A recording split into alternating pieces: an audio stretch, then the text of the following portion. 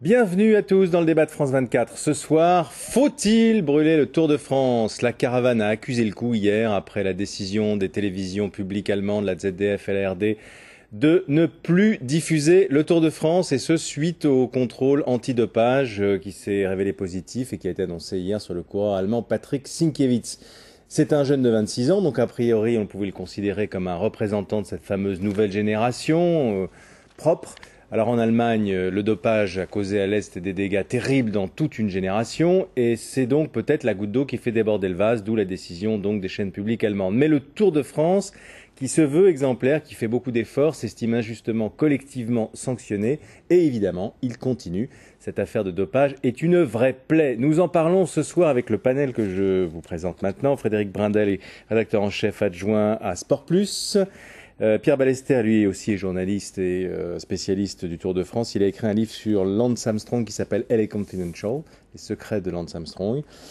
Sur la route du Tour de France à Montpellier, où s'achevait aujourd'hui la 11e étape, Jean-René Godard, que tout le monde peut suivre tous les jours. Bonsoir Jean-René, journaliste à France Télévisions, évidemment. Bonsoir. Et au téléphone avec nous, Jean-Pierre de Mondonard, qui est médecin du sport et spécialiste du dopage. Alors, est-ce qu'à ce rythme-là, au fond, on va pas finir par ne plus retransmettre aucune compétition sportive, Pierre Ballester? Faut pas être trop caricatural non plus. La Société du Tour de France, effectivement, a fait des efforts, vous l'avez dit, Sylvain, pour essayer d'assainir un petit peu, a engagé donc un bras de fer contre les tricheurs, puisque le sport est en proie au dopage, entre autres dopage. Corruption, violence aussi, tous les excès en fait du libéralisme, à peu de choses près, pour vraiment schématiser. Pour autant, le Tour de France fait des efforts, son nouveau patron fait des efforts, donc il y a eu un cas de dopage, donc tout le monde saute dessus, bien évidemment. Nous sommes très gourmands en matière de petites nouvelles croustillantes et affriolantes qui peuvent sortir de l'ordinaire. C'est vrai que la décision des deux chaînes allemandes qui retransmettaient jusqu'alors une diffusion nationale, le Tour de France, d'arrêter les frais, peut choquer bien sûr les institutions et tout ce tintamarre, tout ce train de vie qu'il peut y avoir autour du Tour de France. Mais ils ont fait ça à l'allemande. C'est-à-dire c'est l'Anschluss, dans le sens où ils avaient averti que dans le cas où il y aurait un cas de dopage avéré, ils se retireraient. Et ils l'ont fait. C'est ça qui étonne, c'est qu'ils l'ont fait. Donc c'est un signe très très fort. Alors, il peut y avoir un effet domino ou pas.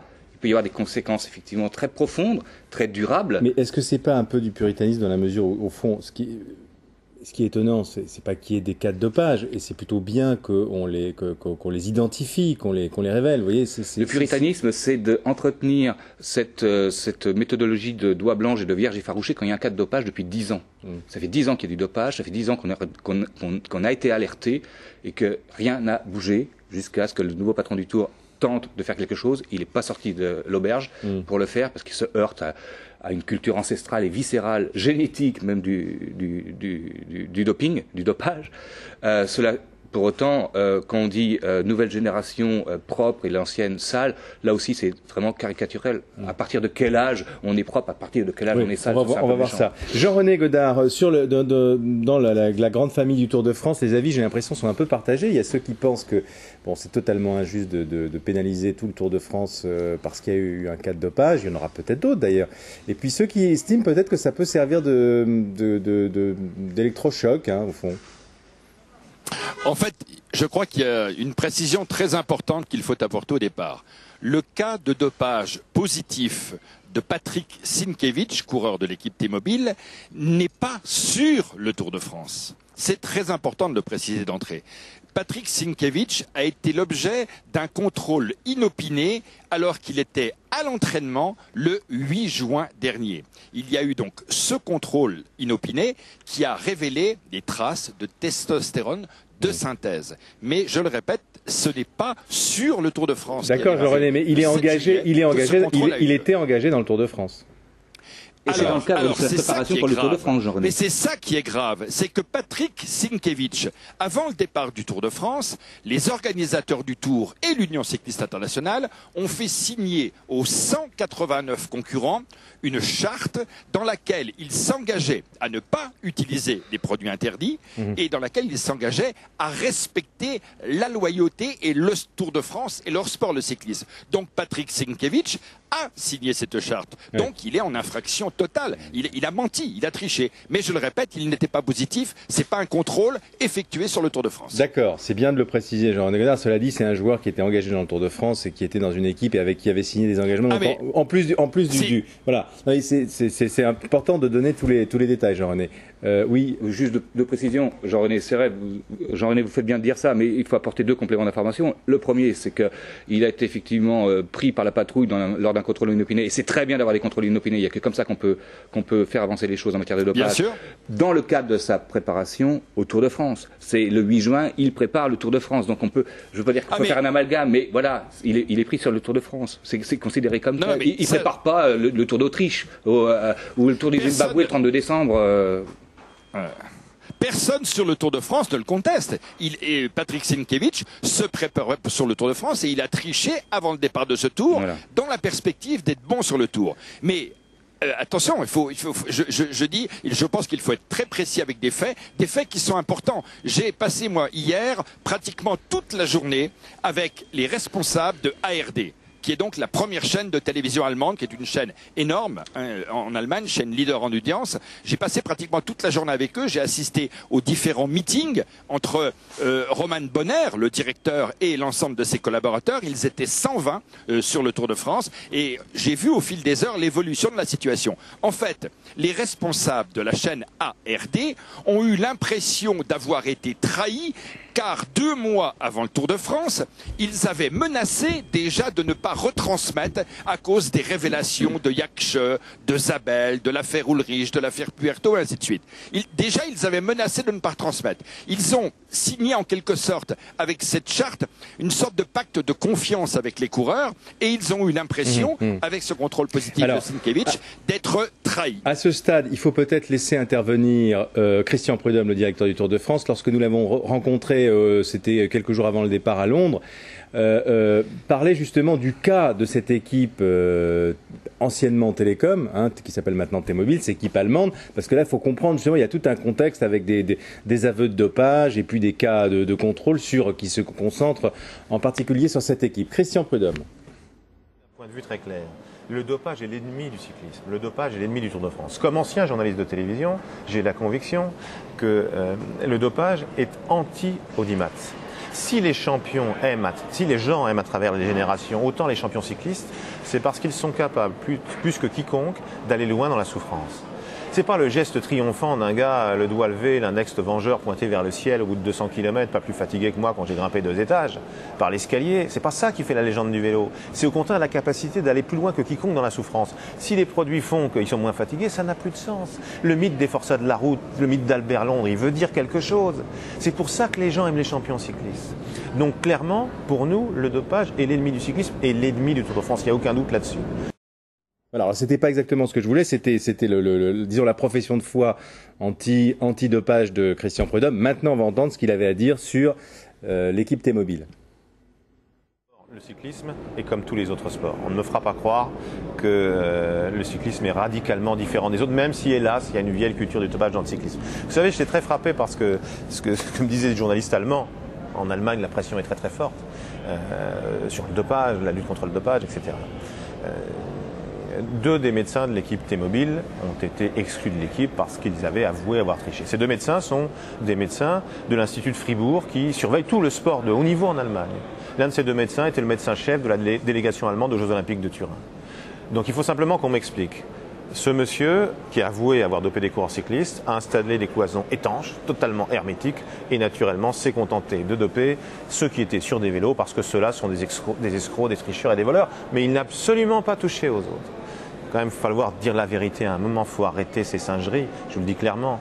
Nous devons lutter contre le dopage parce qu'on a un problème et effectivement on ne va pas accuser les autres d'avoir fait telle ou telle faute pour justifier les siennes. C'est absolument pas mon discours. Mais il faut regarder les choses en face aussi. Nous ne sommes ni pires ni meilleurs que les autres. Le cyclisme n'est pas radicalement différent du reste. Alors voilà, ça c'est le paradoxe au fond du cyclisme. Je vais entendre Frédéric Brunel peut-être là-dessus. Un sport, en tout cas sur cette épreuve du Tour de France, qui fait des efforts, il y a des contrôles inopinés, il y a des contrôles, il y a des cas de dopage, on en parle, et aujourd'hui il est puni. Alors qu'un sport qui au fond va faire en sorte qu'il n'y ait pas de contrôle, qu'on n'en parle pas, personne n'en parlera, et puis les télévisions continueront à diffuser. Le fait que ce soit l'Allemagne qui prenne cette décision est encore plus fort parce que l'Allemagne vient d'organiser la Coupe du Monde de football et on sait très bien qu'aujourd'hui les performances des footballeurs, notamment les milieux récupérateurs, les arrières latéraux qui sont amenés à courir beaucoup dans un match, sont nettement supérieures à celles du passé, tout comme les performances des cyclistes aujourd'hui et depuis le début des années 90 ont augmenté grâce à l'apport de l'EPO. Donc on sait très bien que dans tout sport professionnel où il y a beaucoup d'argent, il y a du dopage. Donc ils ont décidé de sanctionner les amis allemands, ils ont décidé de sanctionner le cyclisme, mais moi je pense que ce qui les gêne, eux, c'est pas d'avoir du dopage, c'est finalement d'avoir une inégalité entre les différents participants, parce que quand on a des sports où on le dit, tout le monde est dopé, il y a des sports américains qui reconnaissent, la NBA, tout le monde reconnaît, bah oui, on se dope. Là, au cyclisme, on fait quelque chose, mais bien sûr, dans le foot américain, tout le monde le sait. Le foot américain, pas la NBA, Frédéric. La NBA, c'est pas le sujet, non. Mais j'en suis convaincu. En tout cas, le cyclisme, lui, fait des efforts, et parce que certains se dopent et d'autres plus, dans la mesure où on recherche les produits dopants et où on pénalise, là, ça gêne la télévision. Donc, c'est complètement démago, leur décision. Soit on dit aujourd'hui il y a du dopage dans le sport, on le sait, il y a des preuves et on ne diffuse pas des événements qui fonctionnent avec du dopage. Soit effectivement on dit on ne peut pas continuer comme ça dans le vélo parce qu'il y a inégalité. Et si on s'intéresse aux inégalités, là on va pouvoir un petit peu avancer et comprendre que le problème du dopage n'est pas le problème de l'Allemagne ou de la France, mais c'est le problème du monde entier. Et que tant qu'au niveau de l'Europe, par exemple, on n'aura pas uniformisé les lois, on sait très bien qu'en Espagne on fait n'importe quoi, tout est possible. On sait très bien que le fonctionnement de l'Italie, même s'il y a beaucoup d'efforts qui sont faits, ancestralement fonctionne avec des organisations parallèles, donc tout est possible aussi. Donc tant qu'on n'aura pas fait un vrai travail au niveau international avec les Américains, on ne pourra pas avancer. Avant de donner la parole au docteur de Mondenard qui nous écoute et qui veut réagir, puisqu'on a parlé de la Coupe du Monde de football, c'est intéressant parce qu'on a une réaction d'un téléspectateur qui s'appelle Tiendre Beogo qui nous a envoyé un mail de Ouagadougou, Burkina Faso. Vous savez que vous pouvez d'ailleurs envoyer vos réactions dès que vous prenez connaissance sur le site de France 24 du sujet du débat. France24.com. Voici ce qu'il dit. En quoi la retransmission d'une compétition encourage-t-elle le dopage? À supposer qu'en quart de finale de la Coupe du Monde de foot, des joueurs allemands soient contrôlés positifs et que l'Allemagne doive jouer les demi-finales, pensez-vous que les chaînes de télévision auront la même réaction? Je pense que non. Oh, il a raison. Voilà, c'est ce que je disais en fait finalement. C'est exactement ce que vous disiez. C'est pour ça que je passais sa réaction juste à ce moment-là. Jean-René, un petit mot et après le docteur de Mondard. Oui, je pense que pour que vos téléspectateurs comprennent bien ce qui se passe là en Allemagne, je pense qu'il faut resituer la bataille politique qui a lieu en Allemagne autour de ce problème du dopage. En une minute, c'est possible, Jean-René? Parce qu'après, ça va être la coupure. Il y a l'ancien ministre de la Défense de Gerhard Schröder, qui s'appelle Rudolf Scherping, qui est le nouveau président de la Fédération allemande de cyclisme.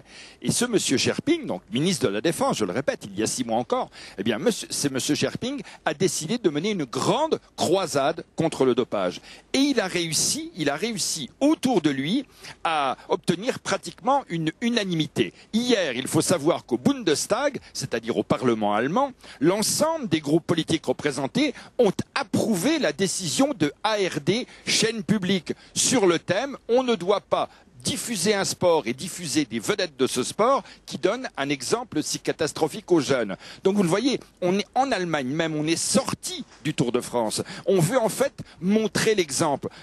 le mot exemple en allemand se dit Beispiel. Et quand j'étais hier après-midi en discussion avec Roman Bonner, le directeur d'ARD, au moins 10 fois il a utilisé ce mot dans notre conversation. Beispiel, Beispiel. L'Allemagne veut montrer l'exemple. Ils ne se sont pas sur le moment posé de questions par rapport à la compétition en cours, par rapport au tour en cours. Ils voulaient simplement laisser une trace, être les détonateurs. Et donc c'est le Tour de France. Il faut reconnaître que vu les retombées que ça provoque dans le monde entier, c'est assez spectaculaire. Et c'est le Tour de France qui paye effectivement. Alors, exactement. Et c'est le Tour de France parce qu'ils ont l'impression d'être pris en otage. C'est ce que dit Patrice Clerc. On est pris en otage. Nous, on se bat, on fait tout pour améliorer le sport et on est pris en otage qu'on ne retransmet plus notre épreuve. Avec mes excuses au docteur de Montenard que je prendrai, promis, dès le début de la deuxième partie, on va s'arrêter pour le journal et on se retrouve pour la deuxième partie. Après, pour la deuxième partie donc du débat de France 24. À tout de suite.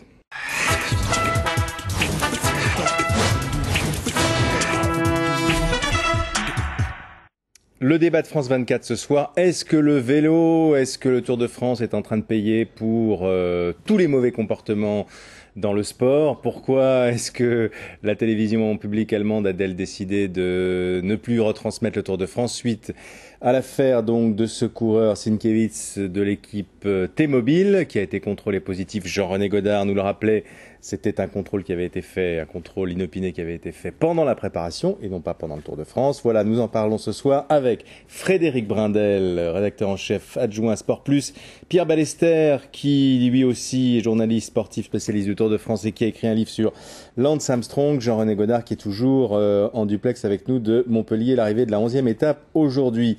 Oui, alors dans la première partie, on était en train de décrire au fond un peu cette espèce d'acharnement sur le cyclisme. Est-ce que ce que vous nous disiez tout à l'heure, Pierre Ballester, non, mais c'est pendant la pause, peut-être qu'on pourrait le redire. Les gens dans le vélo ont vraiment une volonté de traquer les mauvais joueurs, les tricheurs. Hein. Ça leur fait de la mauvaise publicité d'une certaine manière.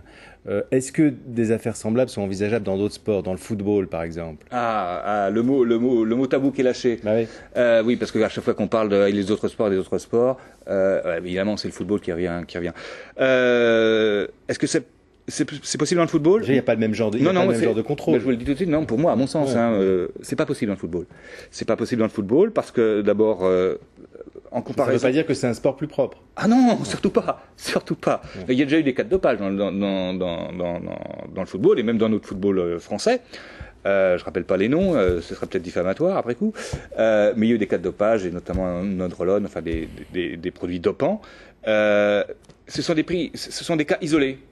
Donc, comme on ne reconstitue toujours pas le puzzle, on se dit oui, il y en a un qui ferait c'est accidentel ou c'est la faute, t'as pas de chance. Oui, il y a du dopage dans le football. Non, il n'y a pas de contrôle sanguin dans le football. Je crois savoir que dans le championnat de France, ne serait-ce que le championnat de France, qui n'est pas le plus haut du monde, désolé Frédéric par rapport à ce que vous diffusez, mais combien y a-t-il eu de contrôles antidopage à la fin de rencontre de championnat? Je ne sais pas si vous le savez, Frédéric, je crois qu'il y en a eu 3 l'année dernière. Est-ce qu'on peut faire une politique antidopage par rapport à baser là-dessus? J'en suis pas persuadé. Il y a eu des cas, le procès de la Juve. Alors on en parle, mais on élude parce qu'on est très emmerdé, on est très très embarrassé parce qu'il y a des footballeurs internationaux et des Français qui sont là-dedans et c'est très emmerdant. Et il y a une omerta 10 fois plus hermétique, 100 fois plus hermétique, et il y a de l'argent 10 fois plus, 100 fois plus que dans le vélo. Voilà. L'Espagne a montré l'exemple, juste à ce sujet, parce que lorsqu'on a parlé de l'affaire Puerto, il semblait, là aussi, il y avait une démarche du gouvernement espagnol. Tout à l'heure, Jean-René parlait de la démarche du gouvernement allemand. Là aussi, c'est facile. Donc, on fait une démarche, on fait de la politique, on est monsieur propre, on se légitimise auprès de tout le monde, on cherche. Et dans l'affaire Puerto, il y a 50 noms de grands cyclistes qui sont tombés, et puis on a commencé à gratter, puis on a vu qu'il n'y avait pas que des cyclistes, on a vu qu'il y avait des tennisman et certains qui sont quand même au top niveau, sans citer de nom, parce que là encore on peut être attaqué en diffamation. Et quand on est arrivé au football, on sait très bien que Manolo Saiz, qui était le directeur sportif de la Once et de la Liberty Seguros, travaillait en étroite collaboration avec le Real Madrid. Donc on sait très bien qu'il y a des ramifications. Et à ce moment-là, qu'est-ce qui se passe? La justice dit non, nous n'avons pas les lois qui permettent. C'est pour ça que je suis un petit peu énervé par la décision d'ARD qui fait un peu de démago, juste pour conclure ce que je veux dire. Parce que je veux faire intervenir Jean-René, je vous explique parce qu'on va avoir un retour de faisceau sinon après. D'accord, c'est qu'en fait on justifie, c'est facile, on justifie une politique en attaquant le vélo, mais on n'est pas encore capable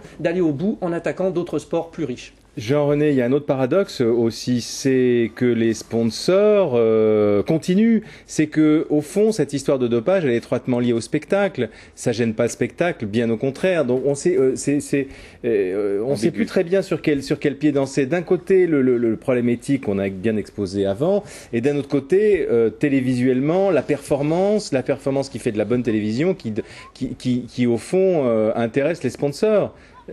Ça aussi, ça change pas beaucoup, hein. Si vous voulez, oui et non, hein, parce que je pense que le cyclisme est actuellement à un tournant de son histoire, à tout point de vue, et notamment dans son rapport avec la télévision et avec le monde économique. Vous savez qu'a été créé il y a peu ce que l'on appelle le Pro Tour, qui réunit les 20 plus grandes équipes mondiales, et un contrat de 4 ans avait été signé par ces équipes, contrat qui arrive à terme en 2008, c'est-à-dire dans un an.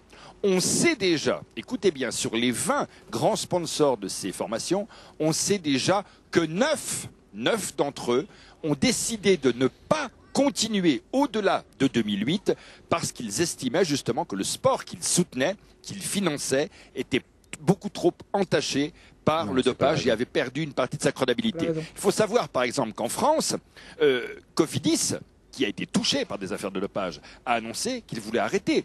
Bon, le Crédit Agricole justifie la fin du contrat l'année prochaine pour dire qu'il arrête. Les Allemands de Gerolsteiner, autre pro-team du Pro Tour, ont annoncé qu'ils arrêtent à la fin de l'année. Les Américains de Discovery Channel, l'ancienne équipe de Lance Armstrong, ils ont annoncé qu'ils arrêtaient au mois de décembre cette année. Donc vous le voyez, la liste s'allonge au fil des jours et je crois, c'est pour cela que je me suis permis de dire tout à l'heure que nous étions à un tournant, parce que la décision des chaînes publiques allemandes, ARD et ZDF, de partir est une première dans l'histoire du monde du sport et notamment du cyclisme, et que deuxièmement, il y a la désertion progressive de ces sponsors, il y a un réel danger. Alors, comment le cyclisme s'en sortira-t-il? Sincèrement, je ne le sais pas. J'ai l'impression que les démarches qui sont effectuées par les organisateurs du Tour de France, par l'Union cycliste internationale actuellement, par les Allemands, j'ai l'impression qu'elles vont dans le bon sens, mais ce qui est terrible, c'est que ce sport est en partie gangréné. Et comment réussir à le soigner définitivement?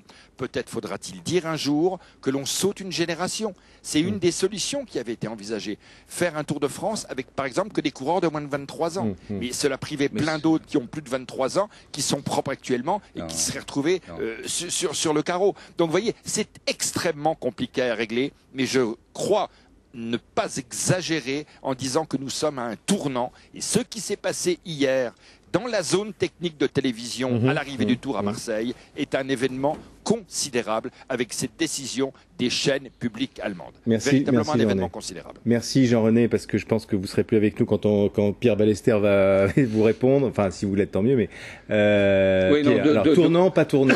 Nouvelle génération, ça évoque nouvelle génération, pas nouvelle génération. Oui, alors saute de génération, non, ça peut pas exister parce que malheureusement, quand on parle de gangrène, c'est une gangrène qui part du cerveau, qui va jusqu'à la jambe. C'est-à-dire que toutes les catégories d'âge sont affectées par le dopage désormais. Donc on peut pas dire, bon, on va décréter, voilà, en dessous des 23 ans, comme je disais tout à l'heure, en dessous des 23 ans, ils sont propres, au-dessus, ils sont sales. Non, même les amateurs. Les amateurs, les vétérans, les juniors. Si vous voyez les études qu'on voit sur les catégories d'âge de 11-13 ans, et vous voyez dans des études des études de sondage qui sont faites sur eux pour savoir s'ils sont dopés un jour ou pas. Il y a une étude qui a été faite en 2003. 11% de jeunes de 11 ans sont déjà dans cette mécanique du dopage par voie orale.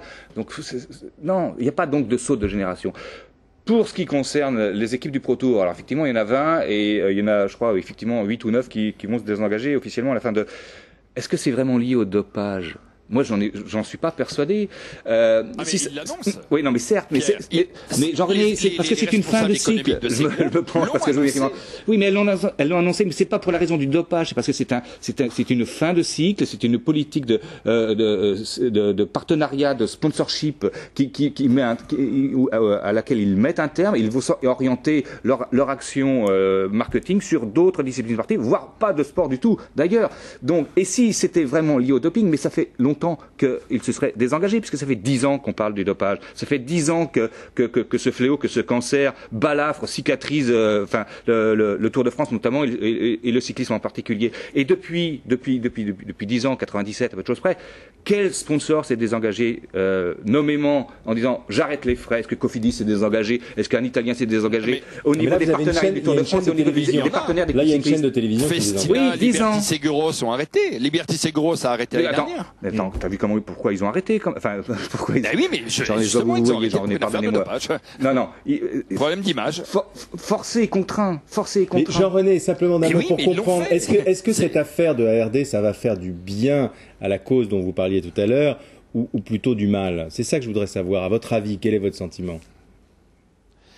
Écoutez, sincèrement, moi je me pose vraiment la question. C'est-à-dire que d'un côté, il y a, tout à l'heure je parlais de ce mot Beispiel, l'exemple en allemand. C'est un peu, les Allemands ont toujours adoré ça, être des exemples en matière économique, en matière de développement. Depuis la fin de la Deuxième Guerre mondiale, on les a toujours cités en référence. Et là, être les leaders d'une grande croisade antidopage qui concernerait pas seulement le cyclisme d'ailleurs, parce que les gens de la RD hier n'ont pas parlé. Bon, là, ils quittent le Tour, mais éventuellement, ils sont prêts à le faire sur d'autres disciplines sportives. Donc il y a ce côté, et puis il y a l'autre côté. En attendant, sans faire de cocorico, ceux qui sont... 70% des gens qui regardaient le Tour de France en Allemagne il y a 48 heures ne peuvent plus le regarder aujourd'hui. Seuls 30% des gens sont équipés pour recevoir Sat.1, la chaîne privée qui diffuse entre un quart d'heure et une demi-heure par jour. On est loin des 3h30 de direct d'il y a 48 heures. Jean-René, mais sans être angélique, vous parliez d'exemples, on peut dire que les coureurs français, par exemple, sont assez exemplaires, puisque on ne cesse de dire qu'eux ne se dopent pas, et d'ailleurs que c'est pour ça qu'ils sont assez loin et que ça fait presque 20 ans qu'un Français n'a pas gagné le Tour de France. Je pense qu'il y a eu en France, au niveau du cyclisme, et ça il faut vraiment le louer, le féliciter, il y a eu la mise en place de ce qu'on appelle le suivi médical longitudinal, et je pense sincèrement que ce suivi a porté ses fruits. Bien sûr que vous trouverez toujours un tricheur, bien sûr que vous piquerez toujours un coureur, mais je pense sincèrement que l'adoption de ce suivi médical longitudinal a imposé aux coureurs une discipline, un suivi, une prudence qui commence à porter ses fruits. Alors c'est vrai que les coureurs français peuvent parfois paraître en retrait au niveau des résultats, mais à l'extrême limite, tant pis, ils sont dans des échappées, ils ne vont pas gagner, ils ne vont pas gagner, mais si on avance comme ça progressivement dans cette lutte contre ce fléau infernal, eh bien peut-être qu'un jour les Français retrouveront un rang, un standing, une crédibilité. Vous voyez, c'est extrêmement difficile, c'est un sujet, je vous assure, moi ça fait 20 ans que je suis le Tour de France, ça fait 20 ans que j'entends des milliers de choses. On a vu éclater en 98 l'affaire Festina, qui a été un premier tremblement de terre. Il y a eu ensuite toutes ces affaires, l'affaire Puerto, il y a eu tous les doutes autour de Lance Armstrong. Il y a eu rappelez-vous les confidences cette année d'Eric Zabel, de Jörg Jakche, de Pierre Novis, ancien vainqueur du Tour. Il faut se méfier. C'est terrible. Allez, Frédéric Brandel. Il faut se méfier des avancées. Et on peut se poser la question sur la décision d'ARD. Moi, je vais prendre un autre exemple qui peut être considéré comme une avancée. Récemment, l'organisation du Tour de France a décidé que le Tour 1996 ne serait pas attribué puisque Bjarne Riis a fait des révélations. Or, j'aimerais quand même préciser qu'en 1997, c'est-à-dire un an après, c'est Jan Ullrich qui gagne le Tour de France. On sait exactement comment fonctionnait sportivement en termes de dopage Jan Ullrich. 1998, victoire de Marco Pantani. On sait exactement de quoi est mort Marco Pantani. Après, nous entrons dans les 7 années de Lance Armstrong. Et là, Pierre Ballester a écrit un livre. On sait exactement comment fonctionnait Lance Armstrong. Et si on va... Les 15 derniers vainqueurs mais pas seulement. Je vais vous dire, le PO... C'est depuis l'après-guerre, pardon-moi, juste une précision, je l'ai de Jean-Pierre de Mondenard, depuis l'après-guerre, depuis 47, depuis le Tour de l'après-guerre, il y a un seul coureur qui a gagné le Tour de France qui n'a pas été mêlé de près ou de loin à une affaire de dopage. Un seul. Je vous le mentionne pas parce que les autres vont me tomber dessus. Simplement, il faut faire attention. Il faut faire attention parce que le PO a tout changé. Il faut savoir que le PO permet une récupération, permet l'oxygénation du sang. Donc ça veut dire qu'en termes d'efforts, c'est une révolution. Et ça, c'est arrivé au début des années 90. On dit les 15 derniers. J'aimerais dire aussi que toutes les moyennes des Tours de France remportés par Miguel Indurain, c'est la même chose. Et derrière Miguel Indurain, il y avait des Capucci, des Bugno, dont on sait exactement aussi comment ils ont fonctionné. Donc toutes ces années, moi je souhaite que quand on fait une avancée, on va jusqu'au bout. Et je suis désolé, c'est bien ce que fait ASO. contre le dopage. Mais c'est une grosse erreur de dire qu'on n'attribue pas le Tour 96. Parce que qu'est-ce qui se passe? Les autres, ils vont se dire, bon, bah, c'est bon, c'est Bjarne qui a payé pour tout le monde. Ouais. Mais les autres ne vont pas dire, bah oui, moi aussi, bah allez, on s'y met tous. Et finalement, pour s'apercevoir que dans les années 90, tout le monde, presque tous, il y a des exemples comme Charlie Mottet, bah, bon, bref, qui prenaient pas. Mais tout le monde, grosso modo, fonctionnait à l'EPO. Et à ce moment-là, on dit, bah oui, le vainqueur du Tour de France, c'était les années EPO. Et là, on change de génération, on essaye de faire un nouveau fonctionnement. Sur l'histoire d'âge. Dans l'hypocrisie, dans le bouc émissaire. Voilà. Et sur l'histoire d'âge que disait Jean-René, c'est vrai que ça peut être une idée. Simplement, ce que je voudrais dire, c'est que Patrick Sinkiewicz, que Linus Gerdemann, les coureurs, nouvelle génération, on les a présentés comme des symboles, Linus Gerdemann. Oui, pourquoi? Parce que ils ont commencé leur carrière sur les chapeaux de roue. Sinkiewicz, c'est la Mapei Espoir, c'est toutes ces Pozzato, c'est tout ça, c'est que des stars, aujourd'hui, Donc, ils ont gagné, et puis, il y a eu l'affaire ex-Télécom, T-Mobile. Et moi, j'ai commenté le Tour de Suisse, donc, pour les chaînes du groupe Canal+, là, au mois de juin, et on a vu que tous les T-Mobile étaient derrière. C'était plus le grand Gerdemann, c'était plus le grand Sinkiewicz, c'était plus le grand Rogers. Donc, ils ont commencé, effectivement, à avoir peur. Alors, l'exploit de Gerdemann, c'est bien, parce qu'il s'aperçoit, il était d'autant plus content qu'il l'a fait parce qu'il est obligé d'avoir gagné en étant propre. Tout comme l'a fait Virenque quand il est revenu après les affaires. Sauf qu'on s'aperçoit qu'on peut pas gagner le Tour de France. On peut faire des coups, mais on peut pas tout gagner. Le public aussi, et les téléspectateurs et tous les amoureux du cyclisme sont toujours un peu schizophrènes. C'est vrai qu'on s'extadie tous devant des performances incroyables, des vainqueurs, des grands, des grands leaders d'échappée. Malheureusement, la bonne performance tue la bonne performance, parce qu'à force qu'il y en ait que l'espèce humaine repousse ses limites jusqu'à ce que mort s'en suive, ce qui était déjà le cas. Ce qui arrive, effectivement. Mais l'une des solutions, elle est déjà en application, je pense. Faut toucher au portefeuille. Parce qu'on a parlé de la charte, ils ont signé une charte éthique. Ça fait 6-7 ans qu'ils signent une charte éthique. Mais ils s'en tapent le coquillard de la charte éthique. Éthique et sport de compétition, ça va pas ensemble, ça rime pas. Là, par exemple, dans ce cas-là, il aurait fallu pénaliser financièrement T-Mobile.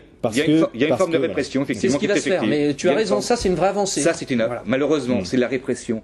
Comme la répression marche avec les radars sur les autoroutes, il faut passer par là. La prévention, c'est un volet, mais ça ne suffit surtout pas. La psychologie non plus, avec ces gens-là qui sont déjà dedans depuis longtemps. Merci, il faut malheureusement taper dedans. Je voudrais juste une petite phrase. Oui. Aujourd'hui, le problème du dopage, c'est que c'est dangereux pour la santé, parce que sinon on pourrait augmenter ses performances avec le dopage. C'est dangereux pour la santé. Sauf qu'aujourd'hui, vous allez dire par exemple un ressortissant du Kenya, attention, si vous vous dopez, vous allez mourir à 50 ans. Il va dire je gagne peut-être 20 ans d'espérance de vie. Que voulez-vous faire au niveau de l'échelle internationale? Frédéric, merci à tous et un grand merci à Jean-René Godard. Dans un instant, le journal de France 24.